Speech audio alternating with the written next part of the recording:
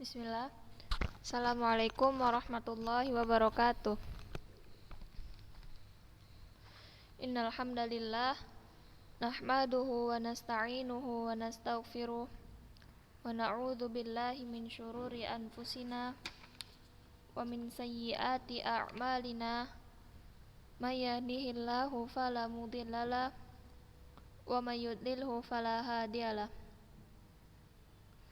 Asyhadu an la ilaha illallah wahdahu la syarikalah wa asyhadu anna Muhammadan abduhu wa rasuluh alladzi la nabiyya ba'da amma ba'du.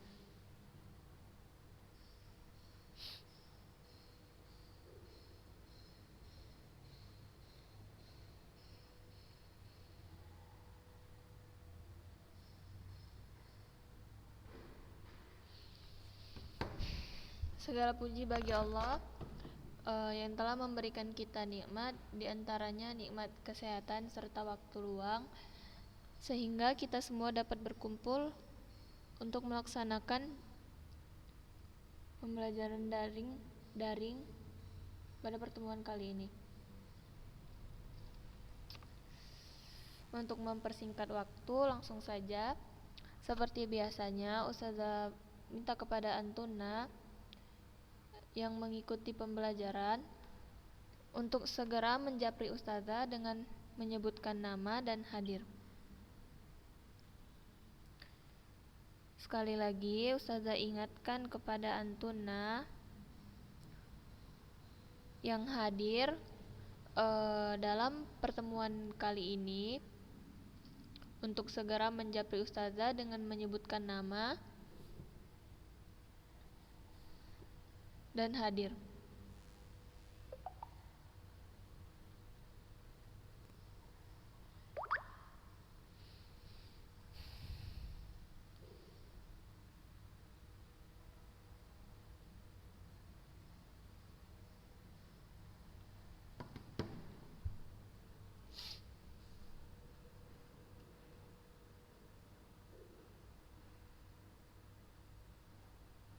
Ustazah juga mau mengingatkan untuk yang belum menyetor hadis untuk segera disetor hadis yang belum disetor.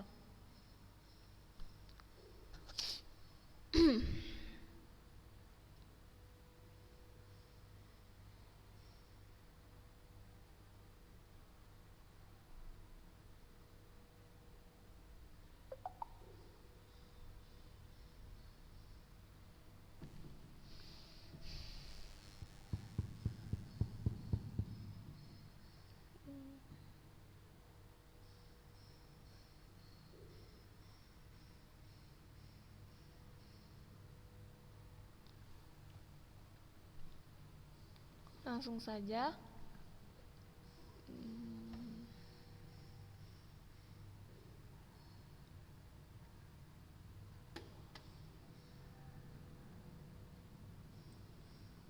Hadis ke-11.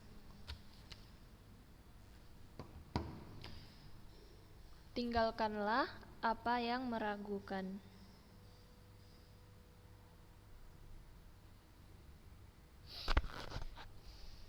An Abi Muhammadil Hasan bin Ali bin Abi Talibin sibati Rasulillah sallallahu alaihi wasallam wa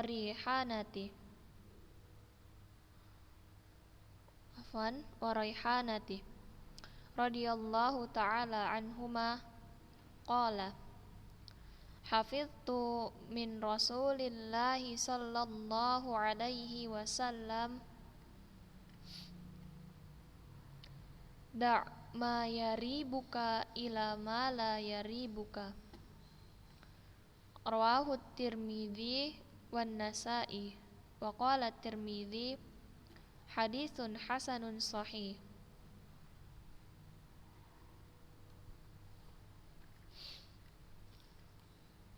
Hadis ke-11. Tinggalkanlah apa yang meragukan. An Abi Muhammadil Hasan bin Ali bin Abi Talibin sibti Rasulillahi sallallahu alaihi wasallam wa raihanatih radhiyallahu ta'ala anhuma qala hafiztu min Rasulillahi sallallahu alaihi wasallam da' ma yaribuka ila ma la yaribuka rawahu Tirmidzi wan Nasa'i wa qala Tirmidzi hadisun hasanun sahih.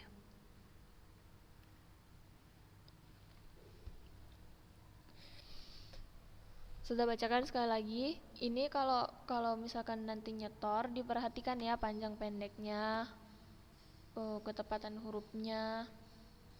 Jangan yang panjang dipendekin, yang pendek dipanjangin.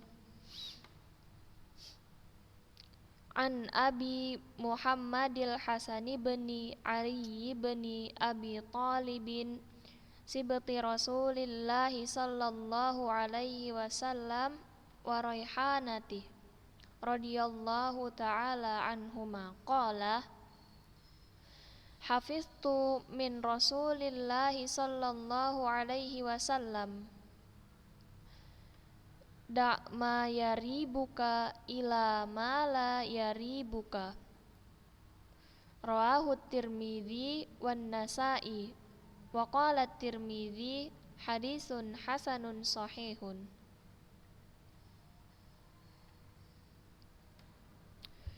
Hadis ke-11, tinggalkanlah apa yang meragukan. An Abi Muhammadil Hasani bin Ali bin Abi Talibin, dari Abu Muhammad Al-Hasan bin Ali bin Abi Talib sibti Rasulillah sallallahu alaihi wasallam wa raihanati,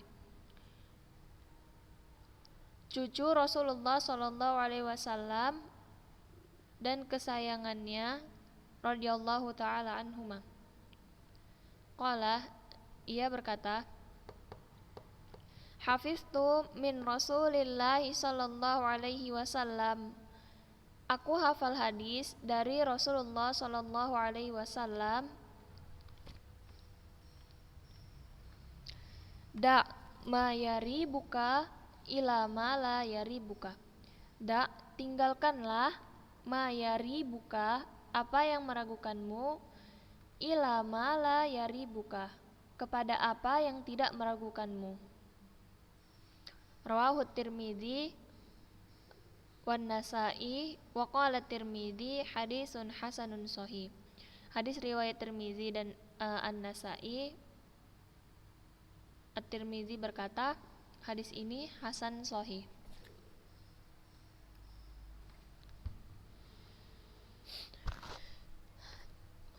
An Abi Muhammadil Hasani bin Ali bin Abi Talibin sibati Rasulillah sallallahu alaihi wasallam wa raihanati radhiyallahu taala anhuma,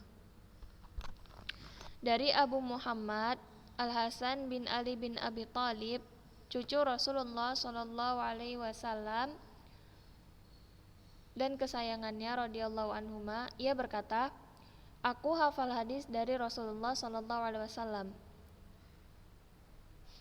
Hafiztu aku hafal.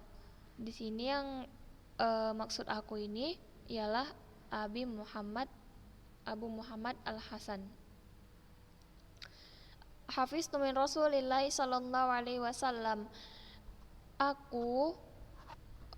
Aku hafal hadis dari Rasulullah sallallahu alaihi wasallam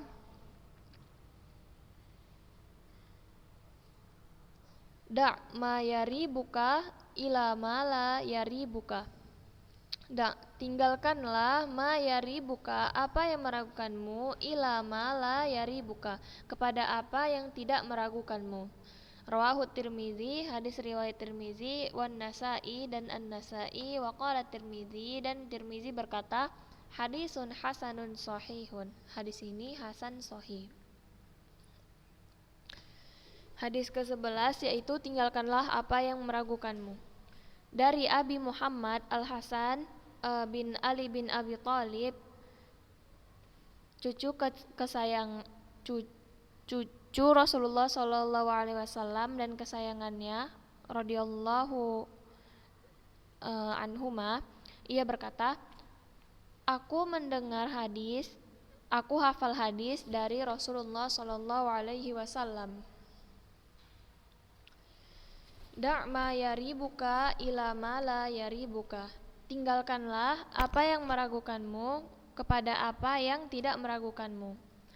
Rawahu Tirmizi wan Nasa'i wa qala Tirmizi hadisun hasanun sahih. Hadis riwayat Tirmizi dan An-Nasa'i. Kemudian At-Tirmizi berkata, hadis ini hasan sahih.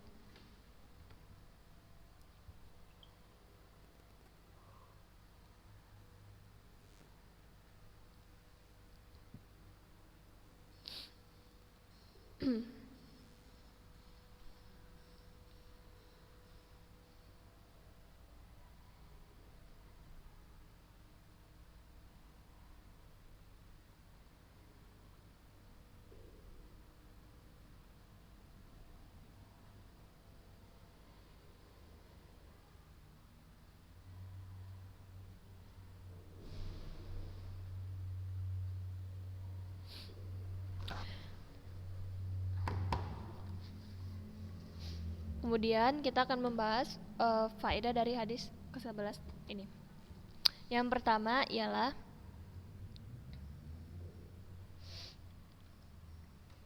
dalam hadis ini menunjukkan bahwasannya agama Islam tidak menghendaki umatnya memiliki perasaan ragu dan bimbang. Seperti yang dikatakan tadi, da' ma yaribuka ila ma la yaribuka. Tinggalkanlah apa yang meragukanmu terhadap apa yang tidak meragukanmu.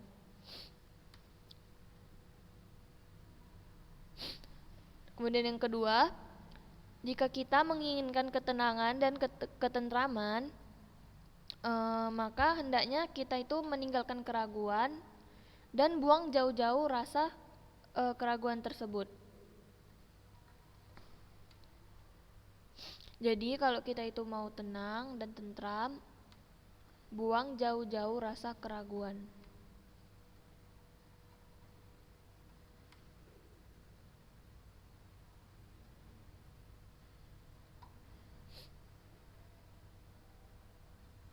Kemudian yang ketiga, syariat Islam itu membawa kita kepada kemudahan. Buktinya di sini kita disuruh meninggalkan apa yang membuat kita ragu dan beralih kepada apa yang tidak kita ragukan.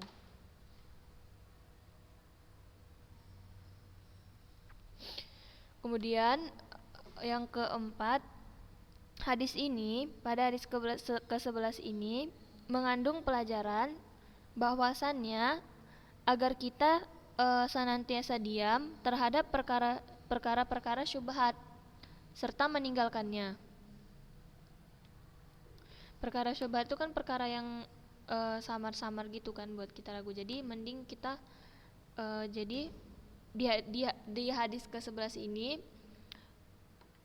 terkandung bahwasannya kita itu diam saja terhadap perkara syubhat dan meninggalkannya.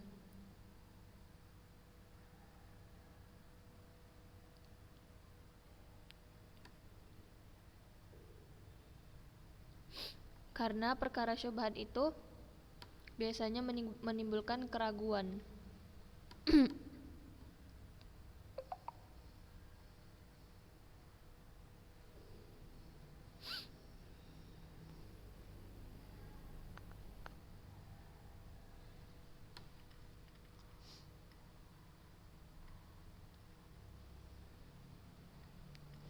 Kemudian kita lanjut hadis yang ke-12.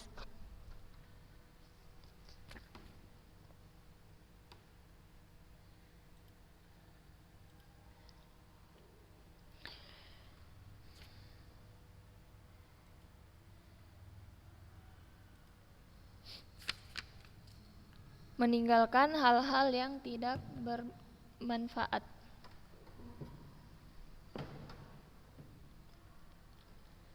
An Abi Hurairah radhiyallahu ta'ala anhu qala qala Rasulullah sallallahu alaihi wasallam min husnil islami min husni islamil mar'i tarkuhu ma la ya'ni. Hadisun hasanun rawahu Tirmidzi wa ghairuhu hakadha.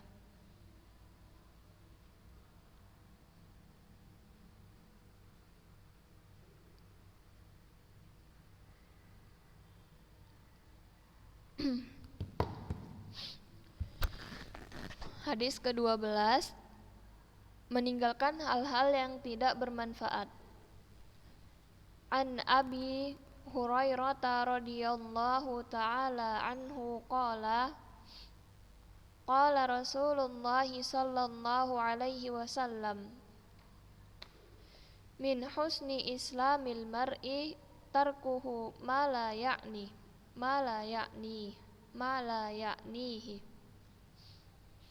Hadisun hasanun rawahu Tirmidzi wa ghairuhu hakadha.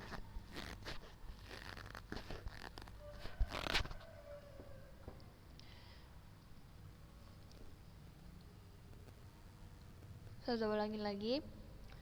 An Abi Hurairah radhiyallahu ta'ala anhu qala qala Rasulullah sallallahu alaihi wasallam min husni islamil mar'i tarkuhu ma la ya'nihi. Hadisun hasanun rawahu Tirmidzi wa ghairuhu hakadha.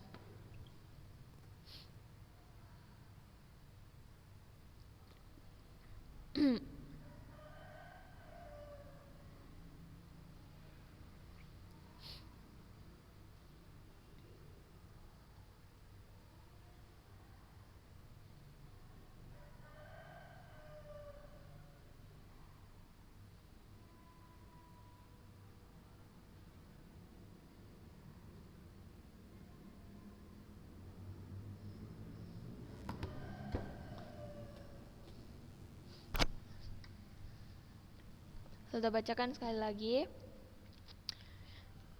An Abi Hurairah radhiyallahu ta'ala anhu qala qala Rasulullah sallallahu alaihi wasallam min husni islamil mar'i tarkuhu ma la ya'nihi. Hadisun hasanun rawahu Tirmidzi wa ghairuhu hakadha. An Abi Hurairah radhiyallahu anhu, dari Abu Hurairah radhiyallahu anhu, qala, ia berkata, qala Rasulullah sallallahu alaihi wasallam, Rasulullah sallallahu alaihi wasallam bersabda, min husni islamil mar'i, di antara tanda baiknya Islam seseorang, tarkuhu ma la ya'nihi, ialah meninggalkan apa yang tidak bermanfaat baginya.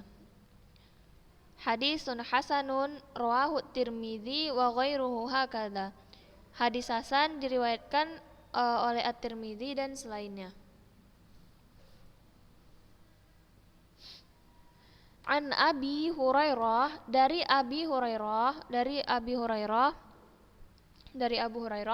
radhiyallahu ta'ala anhu,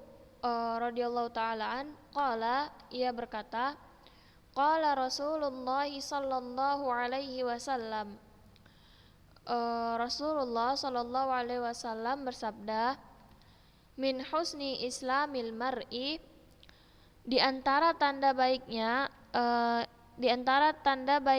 Islamil mar'i, Islam seseorang, tarkuhu ma la ya'nihi, ialah meninggalkan apa yang tidak bermanfaat baginya.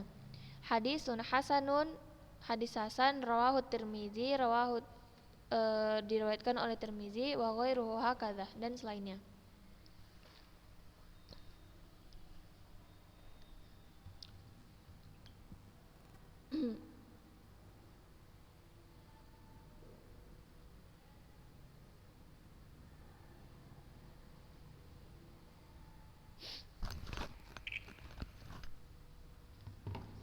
Dari Abu Hurairah radhiyallahu taala anhu, beliau berkata, ia berkata, qala Rasulullah sallallahu alaihi wasallam, Rasulullah sallallahu alaihi wasallam bersabda, min husni islamil mar'i, di antara tanda baiknya Islam seseorang, tarkuhu ma la ya'nihi, ialah meninggalkan apa yang tidak bermanfaat baginya. Hadisun hasan, hadis hasan, rawahu Tirmidzi, diriwayatkan oleh At-Tirmidzi wa ghairuhu hakadha, dan selainnya.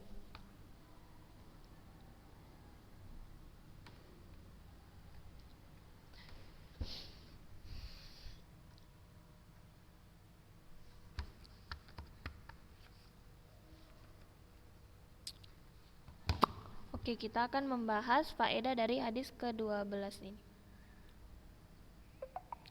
Jadi, maksud dari hadis ke-12 ini ialah meninggalkan perkara-perkara yang tidak bermanfaat merupakan sebagian dari hal-hal yang bisa mendatangkan baiknya keislaman seseorang. Kemudian, kapan keislaman seseorang itu bisa dikatakan baik?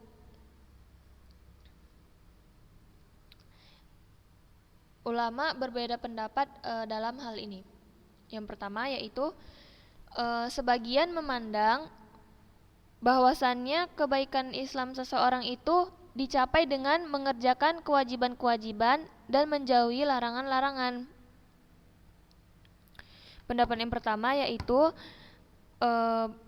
bahwasannya kebaikan Islam seseorang itu dicapai dengan mengerjakan seluruh kewajiban-kewajiban dan menjauhi larangan-larangan.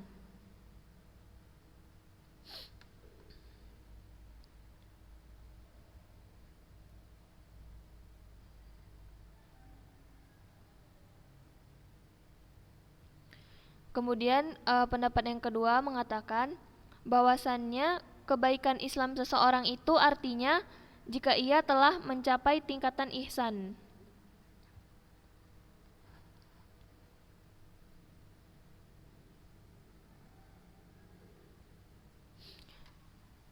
Kemudian pendapat yang kedua yaitu kebaikan Islam seseorang itu dimaksudkan jika ia telah mencapai tingkatan ihsan. Ihsan itu ialah kita beribadah kepada Allah seolah-olah kita melihat Allah. Namun apabila kita tidak melihat Allah, maka sesungguhnya Allah itu melihat kita.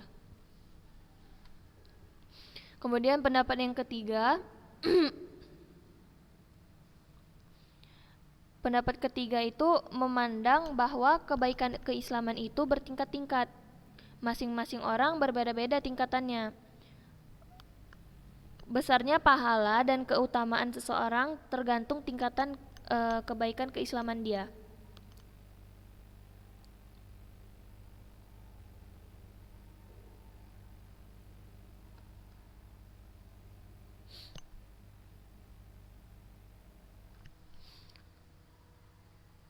Jadi pendapat ketiga itu dikatakan bahwasannya kebaikan keislaman itu dia bertingkat-tingkat.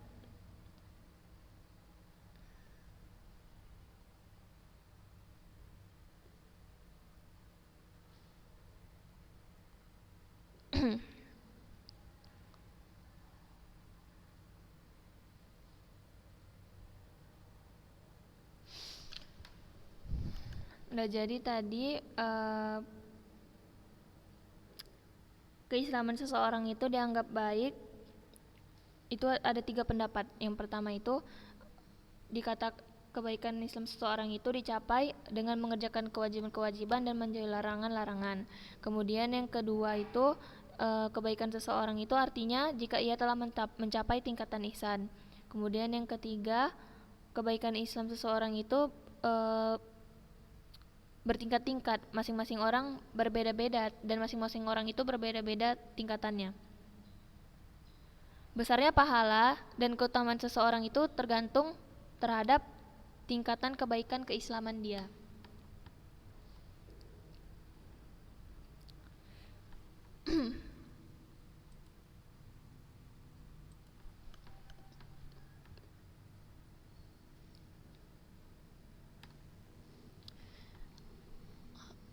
Adapun misalkan contoh dari hal-hal yang tidak bermanfaat bagi seorang muslim yang seharusnya ditinggalkan, yaitu yang pertama ialah maksiat atau hal-hal yang diharamkan oleh Allah Subhanahu wa taala. Dan ini itu hukumnya wajib untuk ditinggalkan oleh seluruh manusia.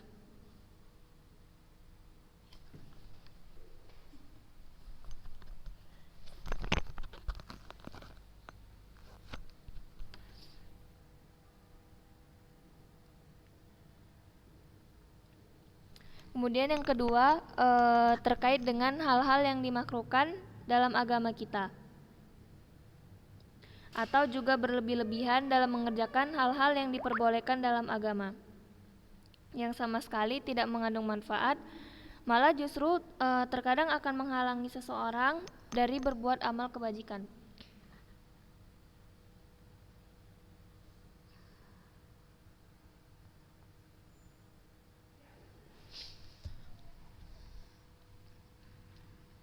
Baiklah, mungkin pada pertemuan kali ini itu saja yang dapat saya sampaikan. Apabila ada yang kurang jelas bisa langsung ditanyakan kepada ustazah. Dan ustazah minta kepada antuna semua untuk segera menyetorkan hadis ke-11 dan ke-12 beserta artinya. Dan bagi yang belum menyetorkan hadis yang sebelumnya, harap segera disetor beserta artinya pula. Sekian, subhanakallahumma wa bihamdik asyhadu alla ilaha illa anta astaghfiruka wa atubu ilaik. Assalamualaikum warahmatullahi wabarakatuh.